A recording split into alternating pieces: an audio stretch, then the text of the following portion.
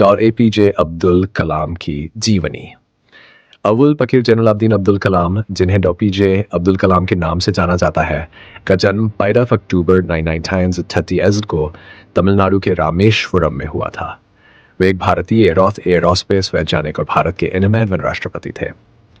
Missile man of India के नाम से प्रसिद्ध कलाम ने भारत के बैलिस्टिक मिसाइल और लॉन्च व्हीकल तकनीक के विकास में महत्वपूर्ण भूमिका निभाई। प्रारंभिक जीवन और शिक्षा। कलाम का जन्म एक साधारण परिवार में हुआ था। उनके पिता एक नाविक और मस्जिद के इमाम थे और उनकी मां एक गृहिणी थी।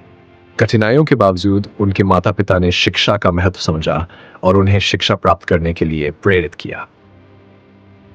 उन्होंने अपनी स्कूली शिक्षा रामनाथपुरम के श्वार्ट्ज हायर सेकेंडरी स्कूल से की और फिर तिरुचिरापल्ली के सेंट जोसेफ कॉलेज से भौतिकी में स्नातक किया।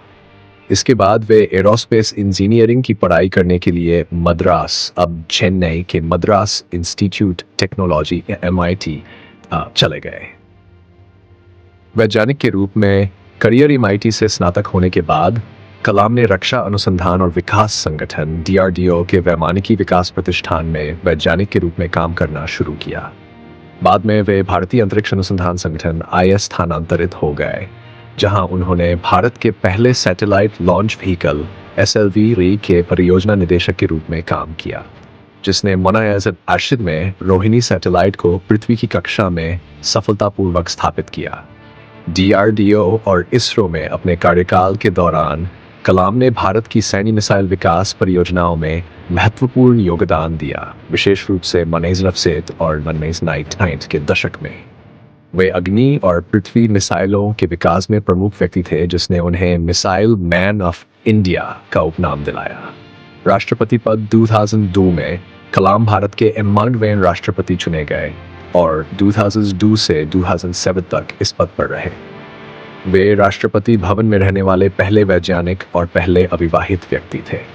उनके राष्ट्रपति कार्यकाल को भारत को 2020 तक एक विकसित राष्ट्र बनाने के प्रयासों के लिए याद किया जाता है। वे अपनी विनम्रता, प्रेरणादायक भाषणों और सार्वजनिक सेवा के प्रति समर्पण के लिए भारतीय राजनीति और समाज में बहुत प्रिय थे। बाद का जीवन और विरासत। राष्ट्रपति पद छोड़ने के बाद कलाम सार्वजनिक जीवन में सक्रिय रहे, शिक्षा, लेखन और देश भर में व्याख्यान देने में योगदान देते रहे। उन्होंने कई पुस्तकें लिखी, जिनमें उनकी आत्मकथा विंग्स ऑफ फायर और इंडिया 2020 शामिल है, जो भारत के विकास के लिए उनकी दृष्टि को प्रस्तुत करती है। इस 17 जुलाई 2015 को भारतीय प्रबंधन संस्थान शिलांग में एक व्याख्यान के दौरान कलाम का हृदय गति रुकने से निधन हो गया। उन्होंने अपने पीछे वैज्ञानिक उपलब्धियों और प्रेरणादायक नेतृत्व की विरासत छोड़ी। कलाम का जीवन और कार्य आज भी लाखों लोगों को प्रेरित करते हैं और विज्ञान और शिक्षा में उनके योगदान को भारत और दुनिया भर में सम्मानित किया जाता है।